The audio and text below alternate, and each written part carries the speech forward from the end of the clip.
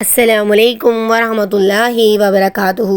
نحمد و نصلی علی رسولہ الکریم، اما بعد، فاعوذ باللہ من الشیطان الرجیم، بسم اللہ الرحمن الرحیم۔ اللہم صلی علی محمد وعلی آل محمد کما صلیت علی ابراہیم وعلی آل ابراہیم انک حمید مجید۔ اللہم بارک علی محمد وعلی آل محمد کما بارکت علی ابراہیم وعلی آل ابراہیم انک حمید مجید۔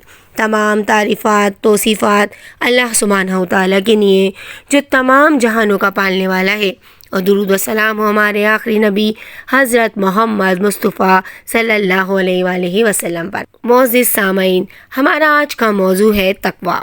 تقویٰ ایک ایسا موتی ہے جس کے ذریعے برائیوں سے بچنا اور نیکیوں کو اختیار کرنا آسان ہو جاتا ہے۔ اپنے آپ کو اللہ رب العزت کی ناراضگی سے بچانا تقویٰ ہے۔ تقوی کا اصل مرکز دل ہے، لیکن اس کا اظہار انسان کے مختلف اعمال سے ہوتا ہے۔ آپ صلی اللہ علیہ وآلہ وسلم نے دل کی طرف اشارہ کرتے ہوئے فرمایا، تقویٰ یہاں ہے۔ تقوی کا اصل معنی اللہ رب العزت کے ساتھ خوف اور رجا اور آپ صلی اللہ علیہ وآلہ وسلم کے طریقے کے مطابق زندگی گزارنا ہے۔ جن کاموں کو کرنے کا حکم دیا گیا ہے وہ ہمیں کرنا ہے، اور جن کاموں سے منع کیا گیا ہے اس سے ہمیں بچنا ہے۔ فرمان ربی ہے، اے ایمان والو، دل میں اللہ کا ویسا ہی خوف رکھو جیسا خوف رکھنا اس کا حق ہے۔ اللہ رب العزت کے نزدیک مال اور عزت اور منصب سے کوئی شخص عزیز نہیں بن جاتا۔ اللہ رب العزت کے نزدیک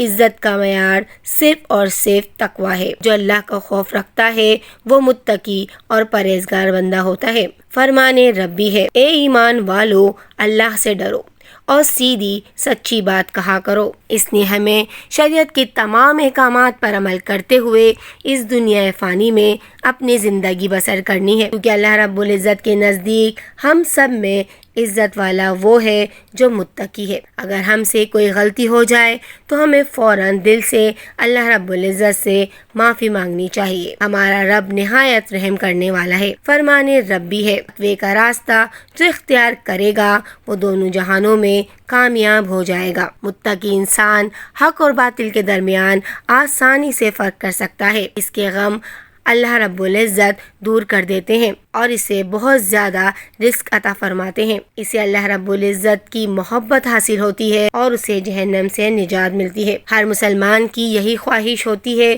کہ اس کو جنت ملے۔ فرمان ربی ہے، نماز بے حیائیوں اور برائیوں سے روکتی ہے، اور بے حیائی اور برائیوں سے بچنا ہی تقویٰ ہے۔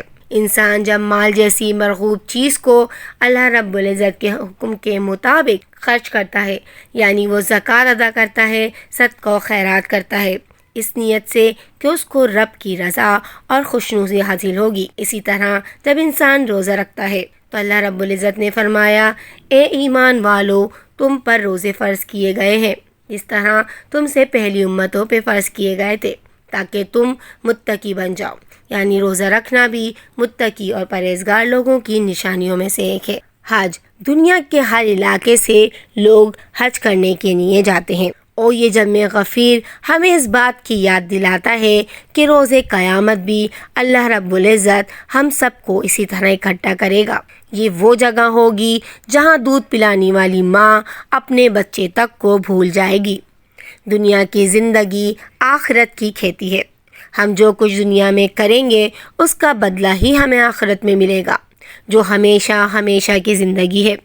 اس لیے ہمیں اس دنیا میں رہ کر آخرت کی تیاری کرنی ہے، کیونکہ کسی بھی وقت موت کا فرشتہ ہماری روح کو اللہ کے حکم سے ہمارے جسم سے جدا کر سکتا ہے، اور مرنے کے بعد شرمندگی سے بچنا ہے تو ہمیں اللہ رب العزت سے اپنے گناہوں کی سچے دل سے توبہ کرنی ہوگی اور احکام شریعت پر عمل کرنا ہوگا، اور جو ایسا کرے گا اس کو ہمیشہ ہمیشہ کا چین و سکون نصیب ہوگا۔ اللہ رب العزت سے یہی دعا ہے کہ وہ ہم سب کو متقی اور پرہیزگار بننے کی توفیق عطا فرمائے۔